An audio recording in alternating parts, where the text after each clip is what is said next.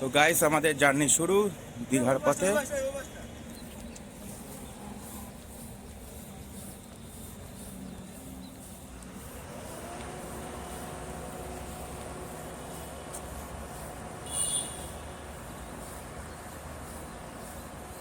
এই যে আমাদের বাস ডিরেক্ট দীঘা।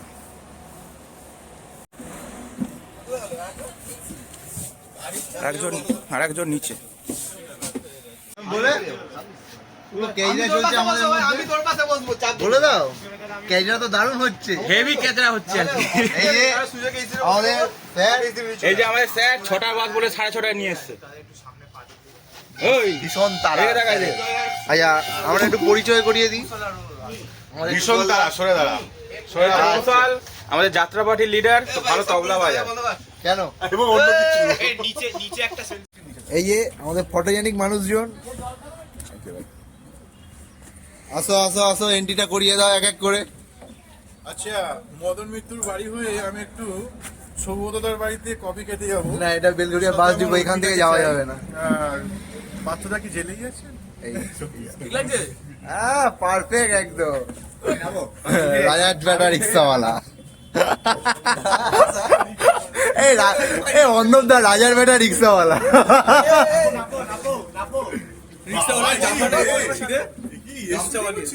হ্যাঁ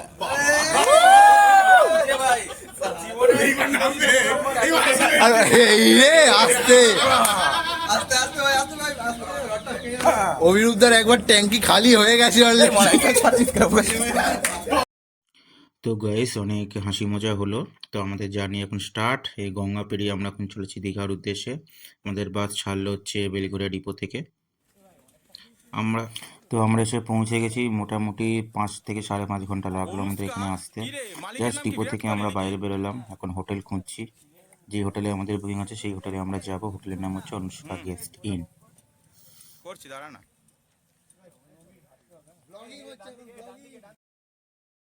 তো এই হচ্ছে আমাদের হোটেলের রুম। আমাদের পার নাইট ট্যারিফ হচ্ছে 1500 টাকা করে। যেহেতু আমরা অফ সিজনে এসেছি তাই আমরা অনেক সস্তায় পেয়েছি রুমটা। আমরা এই রুমে 6 জন থাকবো, 2টো কিং সাইজ বেড আছে, দেখতেই পাচ্ছ তোমরা। তো ভালো রুম, মোটামুটি ঠিক আছে। তো এই হচ্ছে আমাদের হোটেলের হোটেল অনুষ্কা। পুরো আমাদের সি বিচের সামনে, এখান থেকে সি বিচ দেখা যায় হোটেলের উইন্ডো থেকে। তো খুবই ভালো হোটেল, একদম সি বিচের কাছে, দেখতেই পাচ্ছ তোমার সামনেই সি বিচ আমাদের।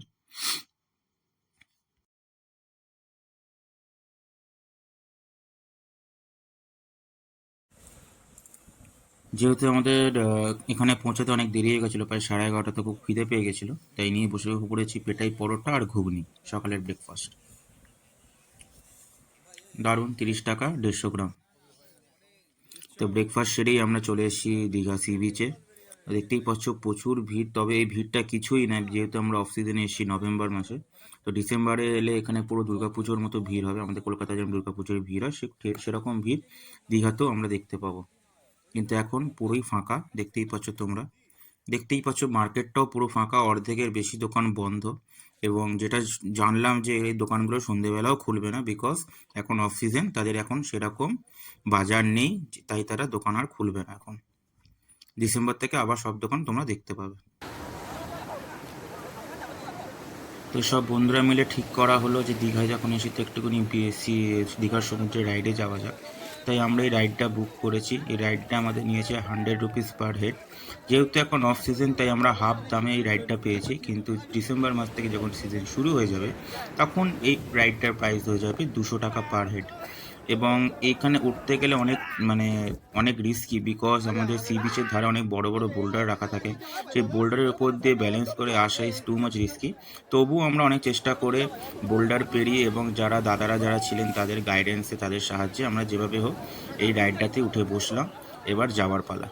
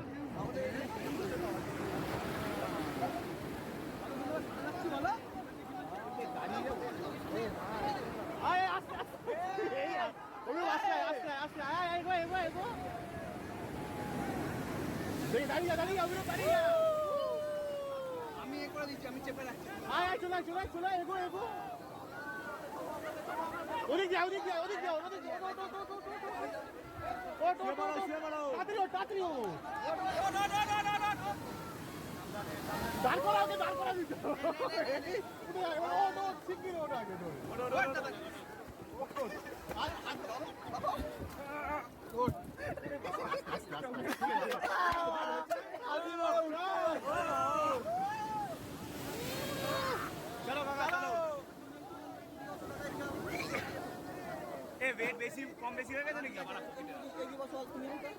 ঠিক আছে ঠিক আছে এটা ধরে এই দড়িটা ধরো না ফেলতে হবে এইখানে রাখো দাদা ফেলতে হবে এইখানে রাখো এটা ভালো করে বেশি করে ঠিক আছে সোজা রাখতে হবে আর কিছু না চলো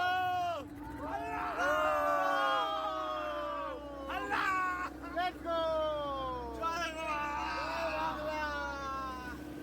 আবার তো আবার ঝামেলা চলো আমি জয় বাংলা বলে খাওয়া হবে ওরা যা বললো ওটা ফলো করবেন তাহলে সুবিধা হবে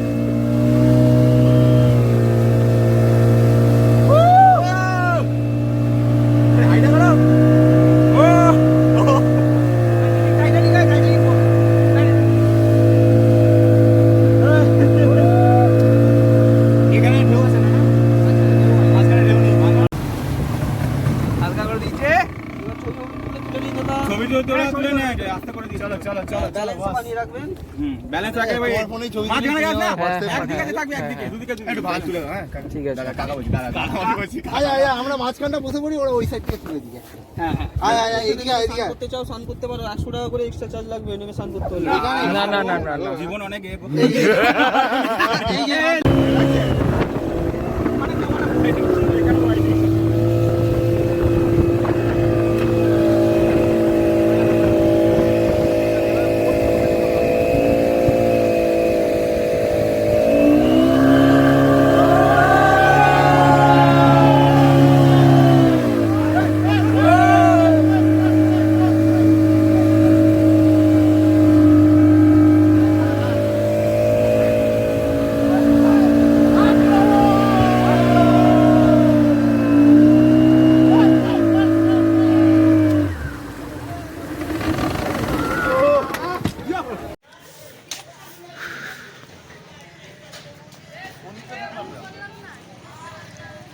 গাইস এখন আমরা যাচ্ছি খেতে অনেক দেরি হয়ে গেল অলরেডি 4:30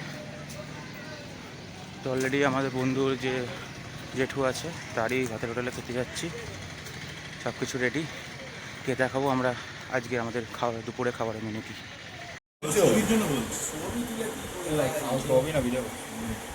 এটা কি আমাদের ভাত এসে গেছে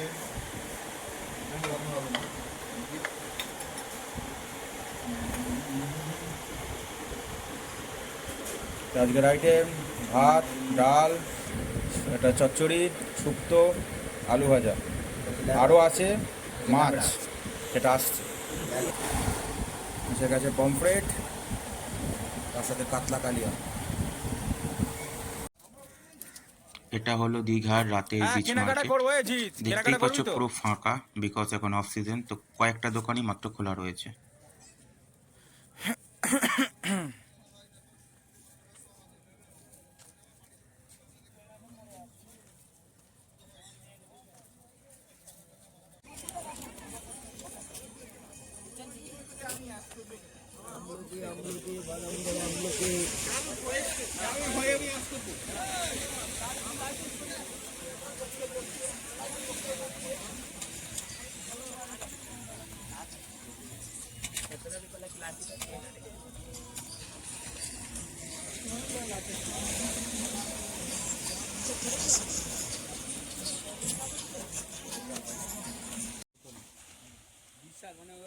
সত্যি বলতে হবে, সমুদ্র অপরূপ সুন্দরী।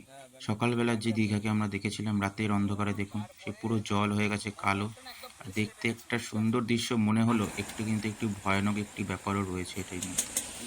যাই হোক, সন্ধেবেলা এরম দীঘার সি বিচের ধারে বসে সময় অনায়াসে কেটে যায়। সুন্দর হাওয়া, সুন্দর প্রকৃতির দৃশ্য, আর তার সাথে বন্ধু বান্ধব যদি থাকে তাহলে আড্ডা দিতে দিতেই সময় অনায়াসে কেটে যায়।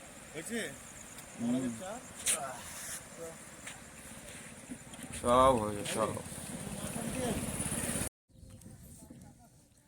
তো পরের দিন সকালে আমরা ভোরবেলা উঠে পড়েছি, এখন ভোর 5টা। আমরা এখন যাব হচ্ছে দীঘা মোহনায়, যেহেতু মোহনাতে আমরা এখন দেখতে যাব হচ্ছে সানরাইজ। আর মোহনার পাশেই রয়েছে মাছের বাজার, তো মাছের বাজার থেকে কিছু মাছও নেওয়া রয়েছে আমাদের। তো সেই উদ্দেশ্যেই আমরা ভোর ভোর উঠে পড়েছি মোহনা যাব বলে।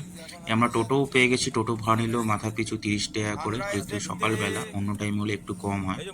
আর এই দূরে দেখতে পাচ্ছ এটা হচ্ছে সেই পুরীর মন্দিরের আদলে তৈরি দীঘায় যে জগন্নাথের মন্দির হচ্ছে সেইটি। এখন আমরা যাচ্ছি মোহনার দিকে। সত্যি ভোরবেলা ঠান্ডা ঠান্ডা হাওয়া আর দীঘার সামুদ্রিক হাওয়াতে একটা অপরূপ একটা অনুভূতি আমরা পাচ্ছি ভোরবেলা যেতে। বিশ্বাস করো, এত ভোরবেলা ওঠা আমাদের কোনো অভ্যাস নেই, কিন্তু ঘুরতে এসে যেন মনে হচ্ছে ভোরবেলা ওঠাটা আমাদের কাছে কিছুই না, যেটা আমরা যেন নিত্য দৈনন্দিন জীবনে করে থাকি। যাই হোক, আড্ডা দিতে চলে যাওয়ার পালা এখন মোহনার দিকে। দিনটার ভিডিওটা দেখাও, দিন থেকে একটু দেখাও, অন্য থেকে একটু দেখাও করে শিশু। হ্যালো অর্ণব।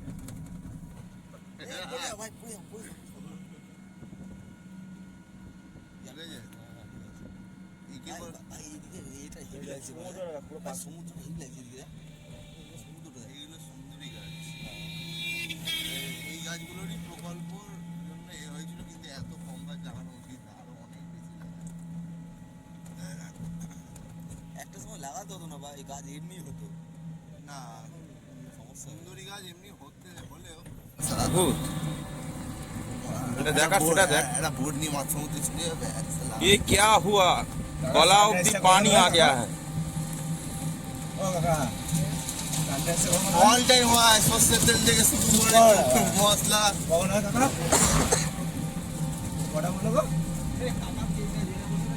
বাংলায় বলো কাকা, সানরাইজ বই না, সূর্যোদয় কাকা। আরে কুয়াশাতে সূর্য ঢাকা পড়ে গেছে, দেখা যাচ্ছে না, উঠে গেছে কিন্তু এমনি আলোটা এইটার উপর দেখুন, হেভি দেখা হেভি করে রেখেছে।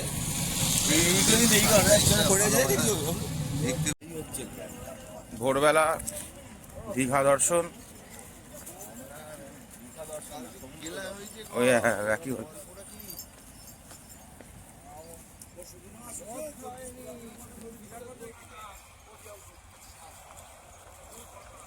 তো এসে গেছি আমরা দীঘা মোহনায় ভোর ভোর। দেখতেই পাচ্ছ কি অপরূপ দৃশ্য, পুরো বিচটাই কিন্তু খালি। হাই গাইস, আমরা এখন আছি মোহনাতে, দীঘার মোহনা। সকাল সকাল চলে এসেছি সি বিচে, একটা অপরূপ দৃশ্য।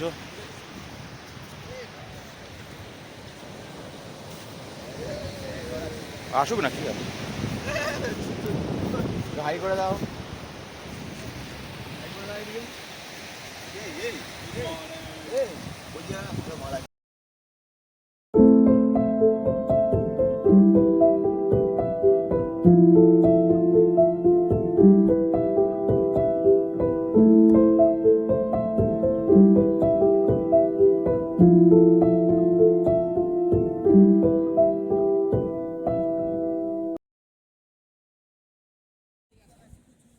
তো এখানে জেলেরা এখন মাছ ধরছে, দেখতেই পাচ্ছ খুব কষ্ট করে একটি কাজ, প্রায় 3 থেকে 4 ঘন্টা লাগে তাদের জালটাকে সমুদ্র থেকে তুলতে। এই জালটা তারা আগের দিন রাত্রে ফেলে রাখে এবং সকালে এসে তারা টেনে টেনে এভাবে জালটিকে তোলে এবং সেই মাছগুলি যেগুলি উঠবে সেগুলোই তারা আবার পাশে যে মাছের বাজার আছে সেখানে তারা সাপ্লাই দিয়ে দেবে। কথায় বলে দীঘা সুন্দরী, এখন সত্যিই বলতে হয় দীঘা তুমি সত্যি অপরূপ সুন্দরী।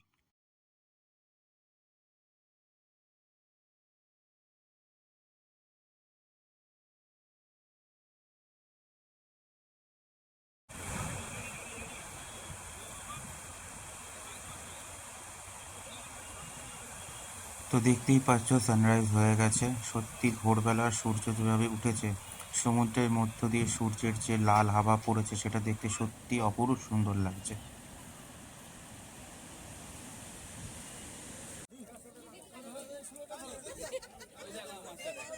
তো এখানে দেখতেই পাচ্ছ জেলেরা মাছ ধরেছে, যে মাছটি জালটা তারা তুলছে সেই জালটাকে তারা সমুদ্র থেকে তুলেছে এবং অনেক মাছ উঠেছে।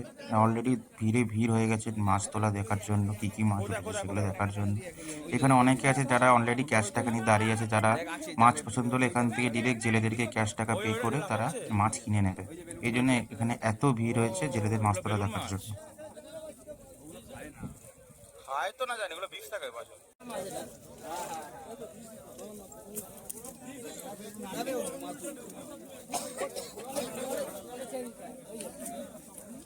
এই মাছ খায় না। এইগুলি হচ্ছে বেলুন মাছ, আমরা অনেকেই দেখবে টিভিতে বা কার্টুনে দেখেছি যে মাছগুলিকে টাচ করলে মাছগুলি বেলুনের মতো ফুলে যায়, এটা হচ্ছে সেই মাছ। এই মাছ এরা কেউ খায় না, কারণ বলা হয় এই মাছের শরীরে নাকি বিষ থাকে। এই মাছ তারা কেউ খায় না, যেগুলো তারা জালে তুলেছিল সেই মাছগুলোকে আবার তারা পুনরায় সমুদ্রে ছেড়ে দেবে।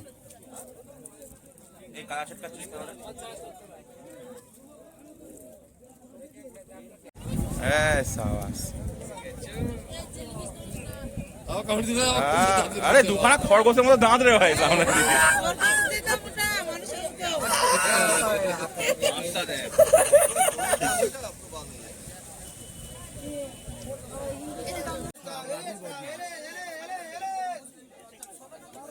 এসে গেছি আমরা দীঘা মোহনার মাছের বাজারে।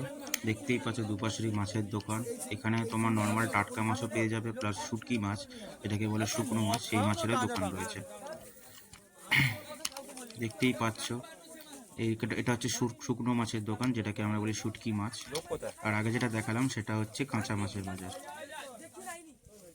বান্ডিল আছে।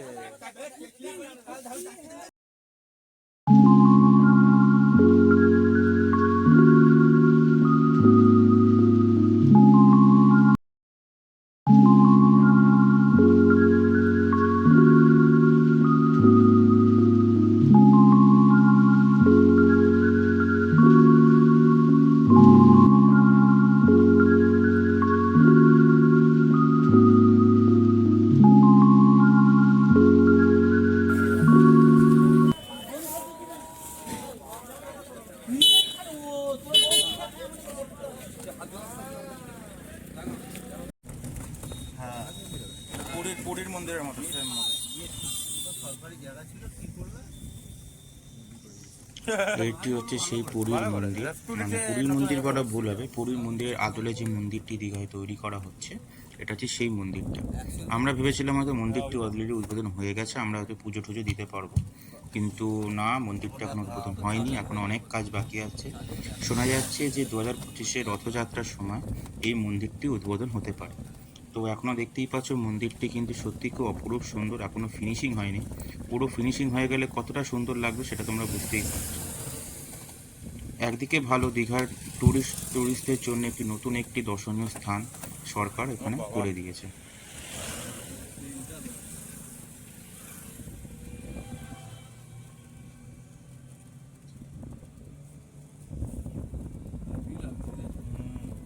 ফিনিশিং হলে আর কত ভালো লাগে বলতে।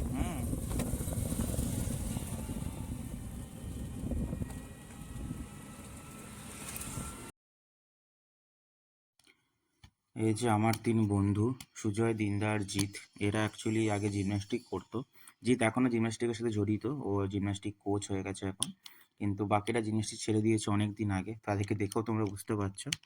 কিন্তু তারা এখন বিচে এসছে কার্টউইল করার জন্য, কার্টউইল করার তারা চেষ্টা করছে এবং সেটা নিয়ে একটা রিলস বানানোর জন্য তারা ট্রাই করছে আর কি।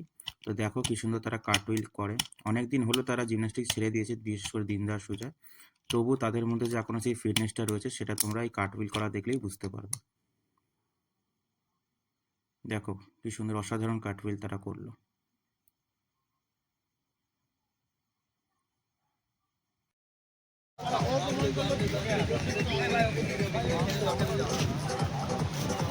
কেনা হয়ে গেছে, কেনা হয়ে গেছে, কেনা হয়ে গেছে।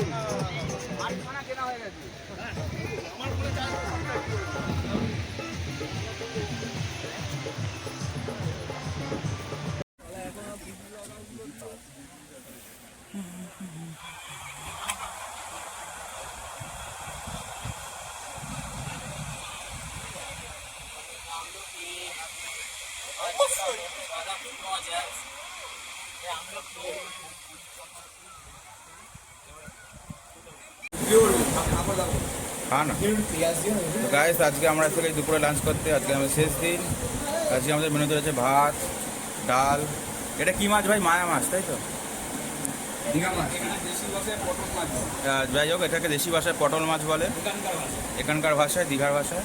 এটা হচ্ছে আলু ভাজা, মুড়ি ঘন্ট, একটা সবজি আছে মুসাকে বা সব ভাত মিশিয়ে দিই, ভাত।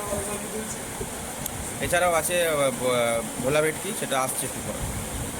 ঠিক আছে, ভোলা ভেটকি, দু রকম মাছ, ভোলা ভেটকি আর হচ্ছে মায়া মাছ।